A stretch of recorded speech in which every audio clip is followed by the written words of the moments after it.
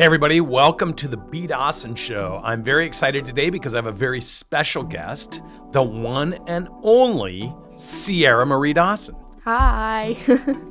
Ciara, I'm so excited to have you on the show. Thank you. You're my youngest daughter. Yes. And one of the things that as we roll into GrowthCon, the 10X GrowthCon next week or a week and a half from now, you and I were having a conversation about the importance of goal planning and role playing. Yes. And I was telling you how many of the business owners and their team members struggle with both of those things. Yeah. And at 14 years old, I thought maybe you could share some insight with the listeners as to why it's significant and important to do that. Yeah, I think with goal setting, it's definitely like one of the most important things that you could do, because if you don't have goals, then, you know, you don't have anything planned, because people don't plan to fail. They fail to plan. Woo-hoo-hoo! So Where'd you learn that? It's don't act like you made it up. I'm not acting like I made it up, but who's been telling you? You. Yeah. So, yeah, I think it's definitely important. And with role play, it definitely helps making every conversation, business, personal, anything, like more comfortable if you've already walked through it and you can go in with confidence, which I think is a very important thing. Yeah, so let's talk about, so you set your goals, and then let's talk about role playing and let's get specifically, you can talk about how you set your goals, or we can talk about the process of role playing and how to overcome the nervousness. Because what I find with a lot of people that are in the workforce, they get so uncomfortable with it that they won't do it. Yeah.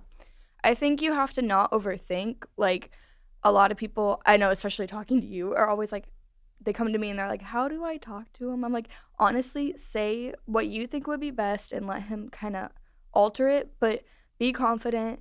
Don't overthink. Don't stress. We're all people. We all screw up. If you do, it's not a huge deal, but just go into it thinking, I got this, and be very intentional in what you're saying and be honest and say what you need to say. And so let's talk a little bit about, over the years, you're 14 years old. Yeah. How many years have you been sitting through my leadership boot camps and my training programs, do you think? Probably like 12. Yeah. So you know, since you were little. Yeah. How many times have you actually come up in front of all these people, hundreds and hundreds of people, and role played with me? Probably like 5 or 6. Yeah. And how many times at the meetings, when smaller group settings where people are nervous, you've come up and shown them exactly how to do it? Yeah. And we usually role play something like where you get in trouble or where you're trying to trick me. Or... On the contrary, I try to do business and you turn it into that. So I bait you. Yeah. Well, because that's my job as a role play coach, is to get people off of what they're comfortable with and talk about things they're not comfortable with. Yeah. Have you ever found yourself? You're pretty good at that. Have you ever found yourself in the car role playing with me? I don't think it's role play at that point. So so for people who are nervous, people who say they want to get better at the job, or for business owners who want their employees to do a better job, or for owners who need everyone on their team to literally understand the mission, understand the vision, how to overcome the objections, how to be on the same page. How would you, or what would you say to those business owners that are not holding their teams accountable to doing this? What would you say to them?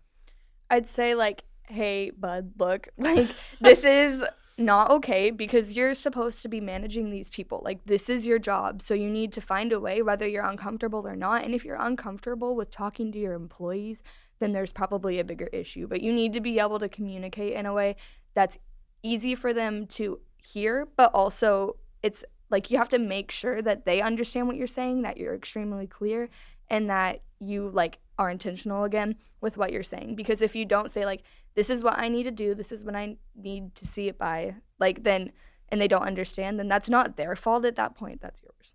Ooh, there's a major point. So if a business owner is disappointed with the performance of their team or with the execution of their team, whose responsibility is that? It really depends. If you have clearly stated what you want and what you're expecting of them, then it's the employee's fault at that point. But if you are not being clear and if you're not correcting what's going on, then it's your fault. Woo-hoo-hoo, wisdom from a 14-year-old.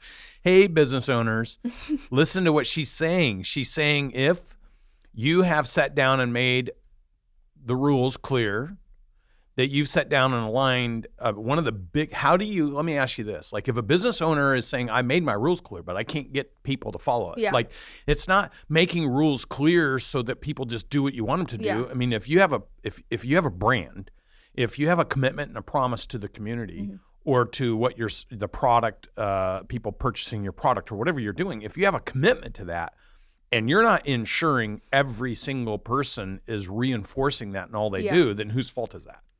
That's yours for not letting them go at that point. Because if there's an employee who's constantly not up to like what they're supposed to be doing, then you just need to let them go because they're not representing your brand and what you want. Now, if you're a business owner who's struggling with connecting those employees with what you want because you can't find the right way to get them to understand the significance or importance to them, what would you use to connect the employee to what you want them to do? I believe you have it on your computer there. So this one is goal setting, and goal setting actually plays a lot into this because you have to say like, hey, this is what I want for the company, and now I want what you want. Because if you're a business owner and you're constantly like doing everything for the business and none of your employees have personal goals, then they're just going to be going to work every day to go to work. They're not going to be going to drive to do something more. So with goal setting, it's very important. I think the most important thing would be intentionality. That's probably one of the biggest words with goal setting, because if you aren't intentional in what you want to accomplish and you can't clearly state it to someone, then there's not going to be a goal because you don't even know what you want. And I feel like a lot of people struggle with that because you're like, well, what do you want to do? And they can't articulate like what they want. And so you have to be very like aware of what you want. And so what would be the mechanism for sitting down with your employees to get them to care about what you need them to do so they win with you? I think you need to so there's PPF goals, which I don't know if you've talked about in here or not. Why don't you talk about them? So it's personal, professional, and financial. And if you aren't necessarily in business or anything, then you can also alter that to however you want, like school, like academics, health, however. But we're talking about PPF goals. So it's personal, professional, and financial. And what you do is you take the whole like business, like where you want to be as a business, and then I'd ask an employee, what do you want? Like, where do you want to be professionally? Like, and then also personally. So what do you want for your family, for you? And then you have to work in a way where it's like work is also driving personal. So it's kind of going together so that when they get a raise or when you guys succeed as a company, then they can take their family to Disneyland because you all succeeded. So it has like to go hand in hand. So if you don't have all three of those, if you don't have the balance between personal goals, professional goals, and financial goals, then people don't have awareness or understanding of how to contribute to the business, right? Yeah. And what do you think most employees, like when you think of an average employee showing up to work, they want to do well, they want to succeed. But most of them probably don't have context, and you've sat through thousands of these role plays, and you know that most employees don't have the roadmap to success. Yeah. So what would you tell business owners if they really want to grow and scale their business? I'd say you need to sit down and talk to them and say, hey, where, like, and again, go into PPF goals. Where do you want to be financially, personally, professionally? Because I want to help you get there so that we can all grow as a company and so that you can grow as a person, because I believe in you and I think that you can succeed in whatever you want to do. And I think you need to have that connection so that they know that you want them to succeed and they want you to succeed. So I'd say, That was well said. It was like to the point. Nice job. How did you get so smart? Listening? Yeah. Role playing? Yeah. And so when you think about the role playing and all the times that people have been uncomfortable doing it with me, but you also in front of everybody, what kind of encouragement would you give the business owners who are struggling with getting their teams to do training or getting their teams to role play, live role play? What kind of confidence would you give to that business owner? I think I'd say, I think the biggest thing is, do you think that you can succeed? Because if you think I'm not, like, if you're like, I want to be there, but I don't think I'm going to be able to be there, then you won't go there because your mindset is not the right mindset. You have to be in a positive mindset where you're going to work and drive to get there and not just, oh, I want that, but I'm not really going to go after it because I don't think I'm going to do it. So what you're saying is for people that sit back and say, I want to have a better business, but I'm unwilling to practice with my team or teach my team or hold them accountable or any, then those two things can't happen. It's almost like if you're like wanting to lose weight, then it's like, oh, I want to go on a diet. But and people, I'm guilty of this. I feel like everyone has been like, I'm going to eat healthy. And then you're like, donuts, junk food, chips, like, and you're like, oh, I'll do it later. And then you just forget about it. And I feel like a lot of people do that with all of their goals. Yep. So then you end up in this like place where you're like, I want this, but I'm just going to go back to my old ways because I don't feel motivated enough. So as a business owner, if you find yourself with a team that's not motivated enough to do it because that's how they normally operate, you know, that's their routine because they've always kind of just lived their life. What do you do then to encourage your team? Like, what's the ability, the opportunity as a business owner using inspiration, if they teach their team to actually learn to accomplish stated goals, how much impact can that have on the life of a team member? I think if you all are working together to reach all of your guys' goals, then all of a sudden they're like, wow, I get to do this like for my family. I get to have financial freedom. I get to, all these things. And then as they're doing that, they get encouraged to keep going and keep pushing and keep driving and keep working with everyone because everyone is realizing what's happening in their lives personally and professionally. So all of a sudden it's like after you get to the place where good things start happening, it's a lot easier to keep building because everyone's like, I want this more. I want good things to happen. And I feel like you just have to show them, be like, hey, we need to start this so that you can have that. Yeah, that was really well said because what you've watched is a lot of business owners come in struggling with how to build their business, and then they get into role play and they can't articulate the vision for the business. They can't communicate where they want the business to go. They struggle with holding people accountable because they're wishy-washy in their own mind. Yeah. And you've watched those role plays happen over and over and over. And what's the biggest takeaway that you've learned from watching people find themselves in that situation? I think it would probably be once you realize that something's going downhill, don't let it continue to go downhill. You need to realize that that's what's happening and you need to make a change because a lot of them get in this place where it's like, I don't know how to fix this. Like, I need a lot of help, which it's okay to need help, but it's also like you need to not let yourself get that low. You need to be aware of what's going on. And if you see that happening, you need to motivate your team members. You need to do something to get them to all grow and, again, build like goals and build off of each other. And yeah, exactly. So you got to watch, I mean, you probably don't remember the first 4 or 5 years, but you got to watch your dad build the company, and you went to a lot of the meetings and saw a lot of people. What would you tell people about your experience of watching this kind of creation of a business all the way up through selling it? I'd say it's a lot of like, you have to be committed to your vision and what you want, and you also have to be willing to like, I know you like struggled with selling it. I think you were like, it was kind of like hot and cold. Yeah. And I think you have to be able to start from nothing, work really, really hard, and then grow and grow. And then at one point you're like, hey, I want to pass this on to someone else. And I think you have to be like okay with that and okay with seeing what you've done, like go out into the world. And I think you also need to be proud of what you've done. A lot of business owners like me have struggled and struggle with the toll that being a kid of someone who's out building businesses and striving. Talk a little bit about, from your perspective, what it's been like being my youngest daughter during the time that I was building this business. I think I was definitely, like, you were traveling a lot. I think the thing that people need to balance is family life and work life, and I know that is extremely hard, so I was never mad about it because I know that you were always working as hard as you possibly could for us. But I think there needs to be a good balance. You need to be aware, and I think you always were aware that there needs to be a balance.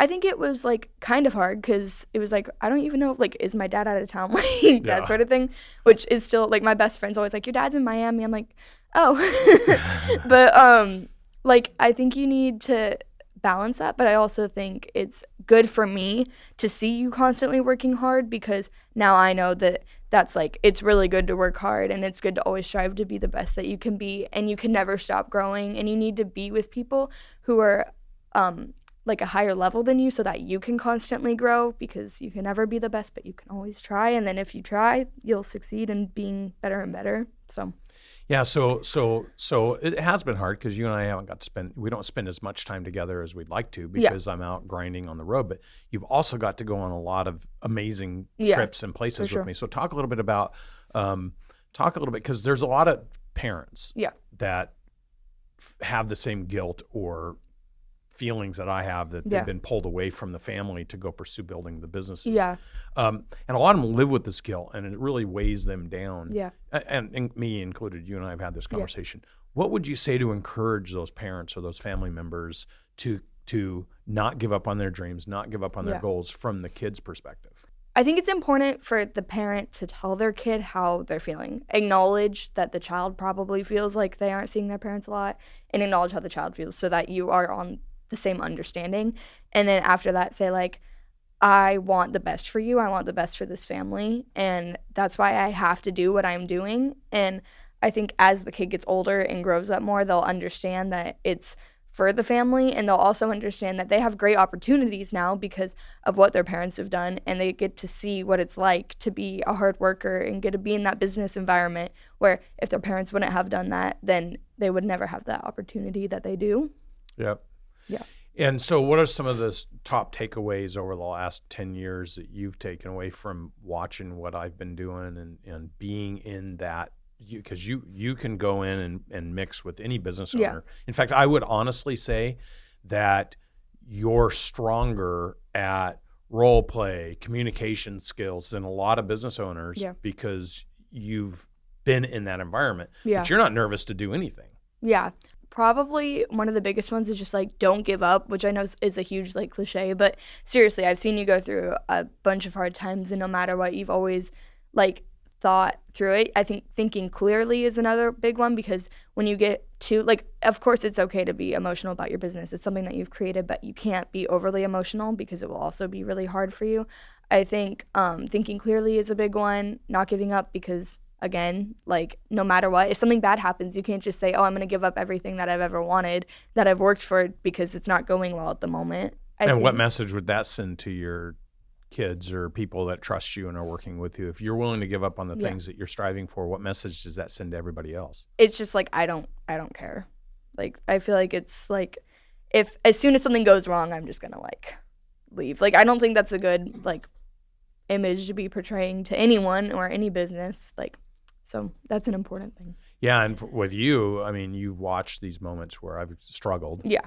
I mean, you've seen some serious, short-termed emotional stresses on me that most people, I try not to even show you guys. I mean, you haven't seen a lot of those. You've seen a few of them. Yeah. I think it's okay to be like sad, and obviously it's okay to be stressed about what's going on. But I think you also need to like take, like what you do is you kind of do that in private, and then you go out and you say, here's what's going to happen and here's how we're going to fix it. And it's not this like going to a meeting with all your people and just breaking down and crying. It's doing that in private and realizing what you need to do to fix it, and then going and telling them, this is the plan and here's what we're going to do to get out of this. And I think that's the most important thing, is again, not being like overly emotional. You need to have a plan, and you need to like, again, goal setting and set goals to fix whatever situation that you're in. And when you're struggling, because I've watched you struggle at different things. I mean, you really this year you're crushing it. You're almost a 4.0 student. You're an athlete. You're doing things. You have a mindset that if you pick something you want to do, you go do it. Yeah. And your mom and I can try to manage around that, but we're not going to pull you off of it, right? Yeah. And I think that tenacity for you is something that you've seen work for me, right? Yeah. And so talk a little bit about when you spend time with someone who conducts himself a certain way, as you get older, you can model yourself after that because you see that it works, right? Yeah. Because I think a lot of business owners don't understand it's their job to present that not only to their family, but it's their job to present that to their employees. Yeah, I think if you are not like doing the best you could be doing, then your employees obviously won't, because they're not in a place that's constantly challenging them, and not in like a negative way to challenge them, but like you need to be challenging them positively, where it's like, I want you to be better and here's what you're going to do, and have them have the inward drive too, because if like it's like intrinsic and extrinsic, like if it's only outward pressure too, then they won't succeed, because you have to have that inward drive as well. So I think it's not only like the business owner, like that's not only their fault, it's also the employees, but I think you need to be like pushing them to do the best that they could. You said something interesting, intrinsic versus extrinsic. Yeah. But explain what that is for people listening from your perspective. Yeah. It's literally like internal and external, except it's more like pressure. So there's extrinsic isn't very good because it's all the outward pressure. It's like, imagine if your like parent was standing next to you and told you to clean the dishes, then it's like harder for you to say no than if they're downstairs and tell you to do it. It's that sort of thing. And then there's the intrinsic, which is good because it's that internal drive. You want to be better. You want to do it. And that's what you need a lot of, because it's okay to have a little bit of external pressure, but you also need that internal drive to get you anywhere that you want to be. So talk about combining that concept with the PPFs and the whole purpose of doing PPFs. If a business owner has a goal for their employee, then it's easy for the employee to be like, that's what you want, I don't care. But if it turns into like, hey, what do you want for your family? Where do you want to be personally? Because I want to help you through business get to where you want to be, then all of a sudden they have this not outward pressure, but inward drive to get where they want to be, because it's something that they want for themselves. And then if they reach that goal, it's a lot easier for them to set bigger goals and keep reaching them, because they're really fighting for it, because they know that they can do it. So what would you like to say? Here's an opportunity. You're on the B. Dawson show. There'll be millions and billions of people listening to this. Yeah. What all do you want to tell everybody about your dad? You can say anything you want. I won't take your phone or ground you. I don't believe that. There's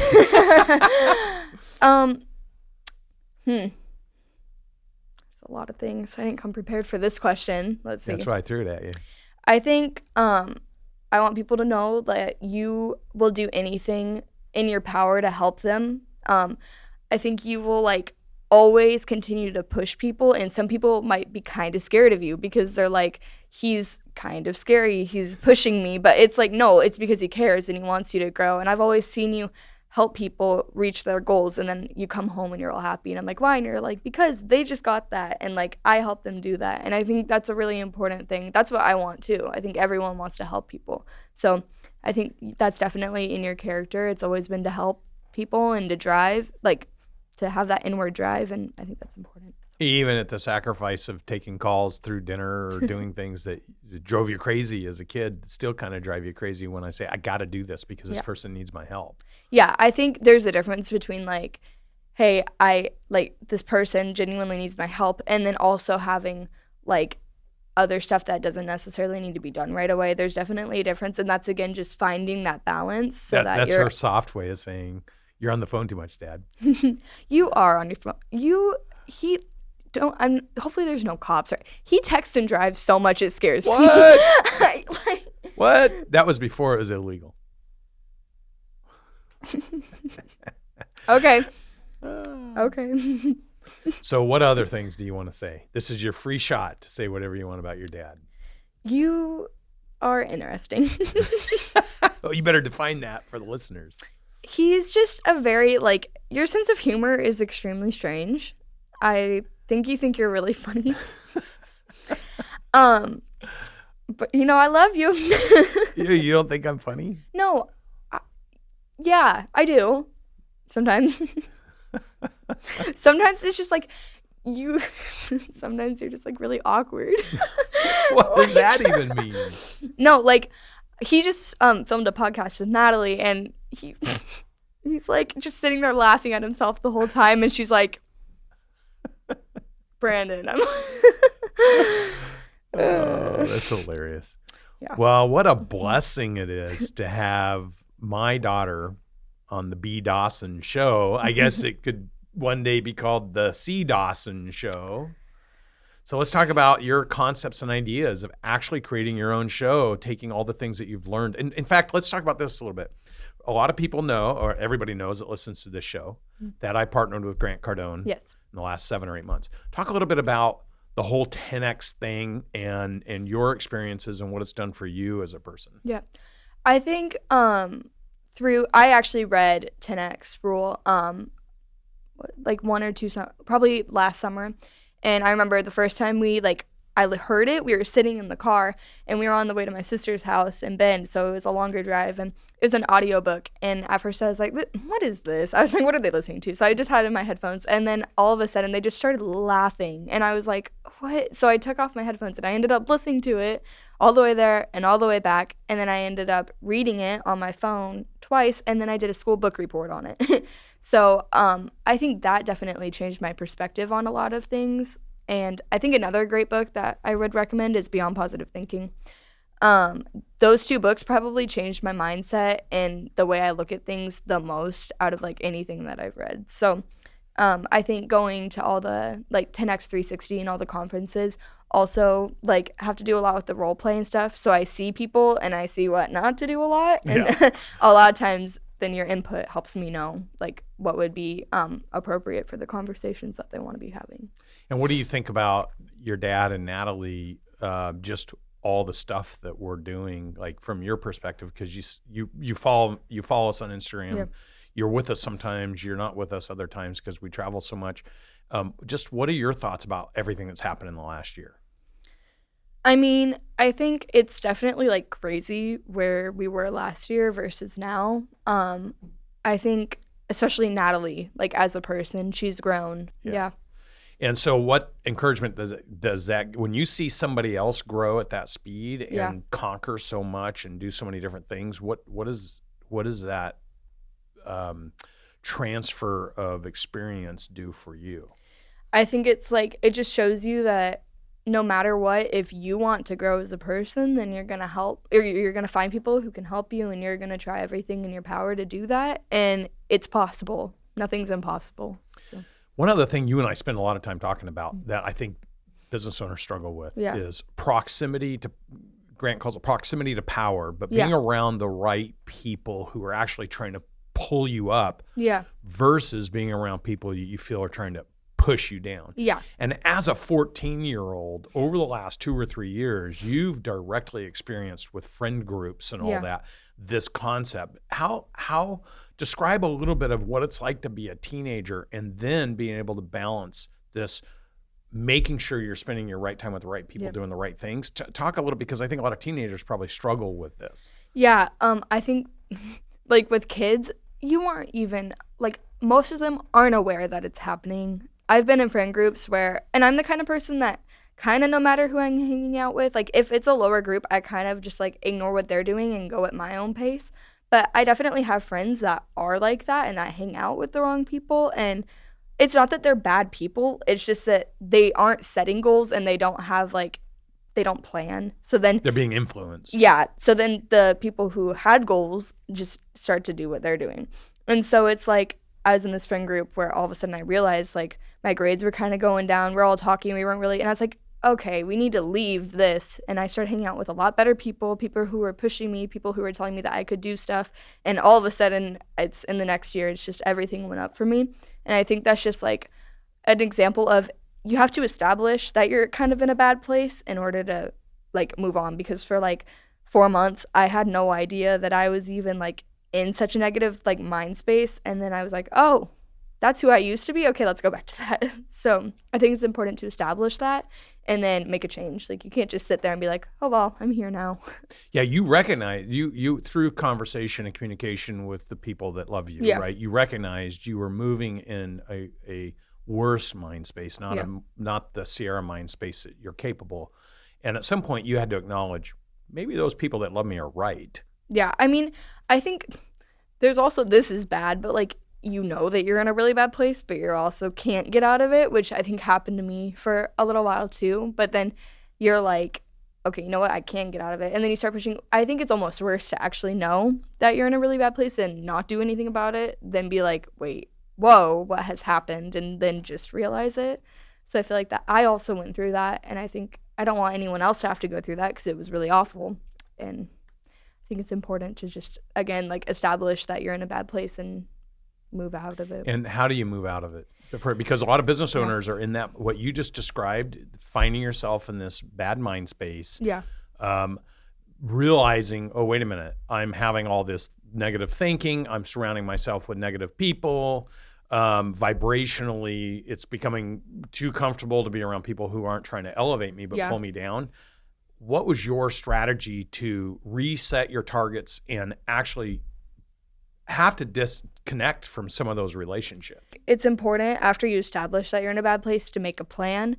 So it's like you have to be willing to work, because it's not just going to be like, oh, I'm happy now, because you still have the things that are negative in your life pulling you down, whether it's an actual physical thing, a person, or you, because a lot of the time it's all three.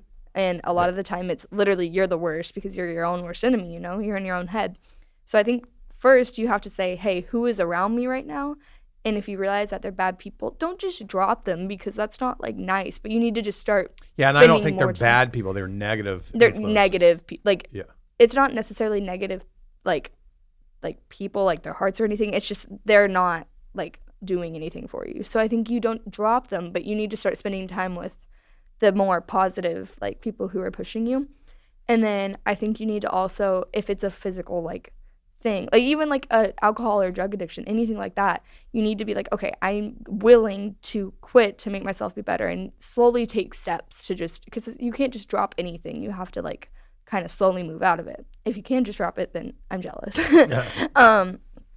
But you have to work for that. And then after, you have to like act on it. So start doing more of the things that you enjoy. Start making time for those things, because for me, it's music, and I like school, and I like sports. So if you start doing that stuff more, then you start to become a little bit more of a positive person, and you start to release that negative energy because you're literally doing stuff that you like. Like, you can't be angry when you're doing it, you know? And with sports, I like it because you actually can be angry when you're doing it, and then you feel better after. And you have to identify, like, there's a difference between like kind of a negative person and like a toxic person. So if there isn't, you should just like drop them. If they're toxic. If they're like really bad. And then I think you have to grow. Again, set goals for yourself. Sort your priorities. So put a lot of times I was in this really bad place where I was like, I'm not going to do homework. I'm not going to go to practice. I'm not going to do this because I can't get over myself right now. And I'm just, you have to just be like, you know what? Shut up. Like, you're going and you're going to do this. And then in the end of the day, you'll feel better and less stressed and less like depressed or sad because you like got stuff done. Because eventually stuff will start piling if you don't just like do it. And that weighs you down even more. Yeah. And it just keeps getting worse. And then the next time, once you're in a better place, you have to identify toxic things and people before it affects you, and you have to be more aware. And I think it's a lot easier to be more aware after you go through something like that. You can be like, nope, that's not good. That was already in my life. Even if it's a person, like, I'm not letting that back in. And you have to just say, hey, I'm sorry, but I can't deal with it right now. Like, you know what I mean? Yep. I just got out of that place. So yeah. That's awesome. So for you reset your targets, you kept yourself busy. Yeah.